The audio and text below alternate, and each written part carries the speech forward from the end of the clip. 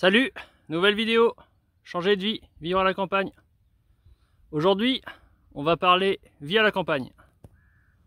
Alors vivre à la campagne, pour moi c'est un rêve qui se réalise. Je me reconnecte enfin à la nature. C'est une source de bonheur au quotidien. Mais il y a quand même des risques à prendre en compte dans ce nouvel environnement. Et on va illustrer cela avec deux situations qui peuvent mal tourner dans mon quotidien à la campagne. C'est parti. Alors la première situation que je pense évoquer, c'est les risques sur les routes. Le contexte. Vous conduisez votre voiture et vous respectez le code de la route. La vitesse maximale autorisée, votre taux d'alcoolémie est OK. La ceinture de sécurité elle est mise. Vous faites vos contrôles rétro intérieur, extérieur, angle mort. Vous mettez vos clignotants. Et là, je voudrais parler des dangers créés par les conducteurs locaux, ceux qui connaissent parfaitement les routes locales. Et en fait, ils prennent des risques importants, souvent, pas toujours, mais quand même souvent. Ils roulent trop vite, avec cette vitesse excessive dans des virages sinueux, en sommet de côte, alors que la visibilité est mauvaise. Ils vont doubler dans des endroits dangereux, sans visibilité. Ils vont couper des virages et empiéter largement sur votre voie, la voie d'en face pour eux. Ils ne mettent pas les clignotants en entrant ou en sortant des carrefours à sens giratoire. Ils ne s'arrêtent pas toujours au stop. Ils font des stops glissants, comme si c'était un céder le passage. Ils ne respectent pas toujours la priorité. Alors chez les jeunes ici, en termes d'alcool et de drogue au volant, je ne sais pas. Et je vois qu'il y a beaucoup de voitures sans permis, conduites par des jeunes, souvent mineurs.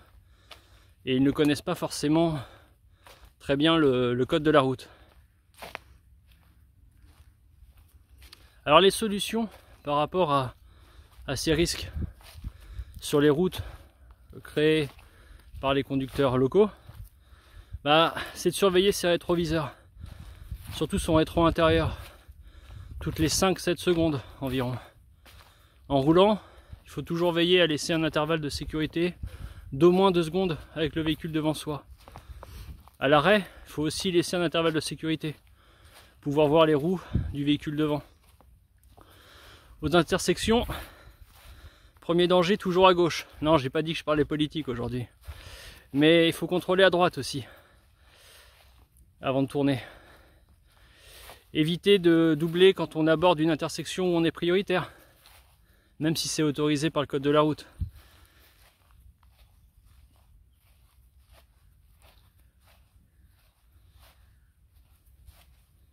L'autre point qu'on pourrait évoquer, je pense, c'est les dangers créés par les routes locales.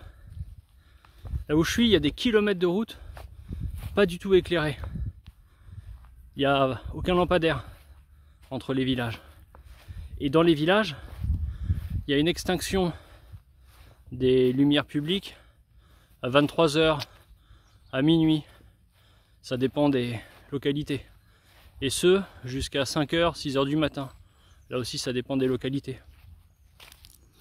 Autre problème sur les routes locales, ici il y a de fortes pluies, des pluies vraiment diluviennes. Et beaucoup de verglas le matin, en hiver.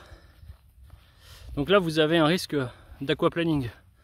Il y a un film d'eau qui se forme entre la chaussée et votre pneu, et vous perdez le contrôle du véhicule. D'autre part, beaucoup de routes de campagne sont accidentées. Il y a des nids de poules, des arbres, des branches sur la chaussée, du fait des conditions climatiques parfois défavorables, les vents puissants, ou tout simplement la chaussée déformée à force de voir passer dessus des tracteurs, des véhicules agricoles très lourds. Alors les solutions par rapport à cette problématique des routes locales, je pense que c'est déjà de contrôler la pression des pneus régulièrement, tous les mois, pour avoir une bonne adhérence sur la chaussée. Vérifier régulièrement le fonctionnement des pneus. vos feux de croisement et vos feux de route pour bien voir vers l'avant, vos feux de position arrière pour ne pas être confondu avec un deux roues, vos feux de stop pour ne pas subir un choc arrière par un véhicule qui colle trop près et ne verrait pas votre ralentissement ou votre arrêt. En cas de forte pluie ou la nuit, je pense qu'il faut largement ralentir, rouler moins vite et en tout état de cause pouvoir s'arrêter dans sa zone de visibilité. C'est-à-dire 30 mètres quand on est en feu de croisement et 100 mètres en feu de route. Dans les virages sinueux, il ne faut pas hésiter à klaxonner pour avertir de son approche, hors agglomération bien sûr.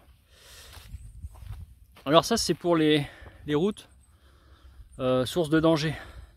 Maintenant vous avez aussi des risques en promenade, sur les chemins. Donc le contexte, il est le suivant. Vous vous promenez sur des chemins de campagne, des chemins de terre, et vous marchez à pied, ou vous faites un petit footing ou du vélo. Alors le premier danger que j'ai pu identifier, c'est les chiens. Ici les champs ne sont pas toujours clôturés. Celui que je vous montre là il est, mais beaucoup ne sont pas clôturés. Les portails des fermes restent ouverts.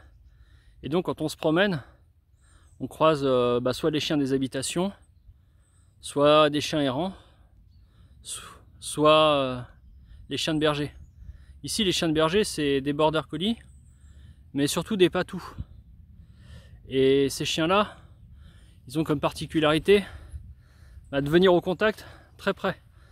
Ils viennent à 1 mètre de vous, même si vous êtes à 100 mètres d'eux, et ils vous aboient à bout portant. Les morsures sont fréquentes. Beaucoup de locaux, quand ils en croisent, font systématiquement demi-tour. Et même s'ils nous connaissent, ou nous ont déjà vu passer des dizaines de fois, la conduite est toujours la même. Protéger le troupeau de brebis et aller au contact de l'intrus. Alors la solution à cette problématique des chiens, elle est difficile. Bon, déjà ne pas les regarder dans les yeux. Moi je passe à côté d'eux, je leur dis qu'ils font du bon travail sur un ton positif, pas agressif. Je continue de marcher sans dévier ma route pour ne pas montrer qu'ils me font peur. Je pense qu'avoir un bâton, que ce soit un bâton en bois ou un bâton de randonnée télescopique, c'est pas mal pour les impressionner, les tenir à distance. Si j'avais un chien à mes côtés, ce qui n'est pas le cas, je pense que ce serait un sacré bazar à gérer quand même. Alors pour les situations extrêmes, vous avez toujours le débat lacrymo, couteau. Alors la réglementation, elle n'est pas en notre faveur dans le sens où le port est interdit dans l'espace public, dans la rue, et que la détention de ces outils est permise simplement et uniquement au domicile. L'autre problématique qu'on va rencontrer ici, c'est les accidents de chasse. Alors les victimes, c'est surtout les chasseurs eux-mêmes, quand ils manipulent leur arme, ou pendant une battue, il y a une erreur d'appréciation, et un chasseur vient tirer sur un collègue, le confondant avec un animal, une proie. Mais un simple promeneur peut être victime d'un accident de chasse, ça arrive. Alors les solutions par rapport à la problématique de la chasse, c'est de connaître les périodes de chasse dans votre département, ainsi que les zones de chasse locales. En général, la chasse, c'est de septembre à fin février. Il faut faire particulièrement attention lors des promenades le week-end, les jours où il y a le plus de chasse, surtout le dimanche. Porter des vêtements colorés, visibles de loin, des couleurs vives, voyantes. Éviter tout ce qui est noir, marron, gris, pour que la silhouette ne soit pas confondue avec des animaux sauvages. Porter des brassards fluo ou un sac à dos fluo avec des inserts réfléchissants. Voire, moi j'en ai vu ici avec des gilets haute visibilité, des gilets jaunes. Alors moi je trouve que l'orange fluo c'est plus visible que le jaune fluo. surtout quand la végétation est bien verte. Autre point, rester au bord des routes secondaires pour se promener. Il faut éviter les chemins de terre ou d'aller au cœur de la forêt parce que souvent c'est là qu'ont lieu les chasses. Et il ne faut pas hésiter à surveiller régulièrement son environnement et à faire demi-tour lorsque une battue est en cours. Alors la conclusion de toutes ces situations, que ce soit les routes ou les chemins, les dangers en voiture ou à pied, systématiquement c'est bien de connaître des gestes de premier secours, d'avoir un portable chargé, une batterie externe et son câble pour pouvoir prévenir les urgences en cas de problème sérieux. Moi ce que j'aimerais bien savoir c'est, et vous, est-ce que vous envisagez des situations à risque par chez vous, par rapport à votre lieu d'habitation, et quelles solutions vous envisagez pour y faire face, qu'est-ce que vous conseillez?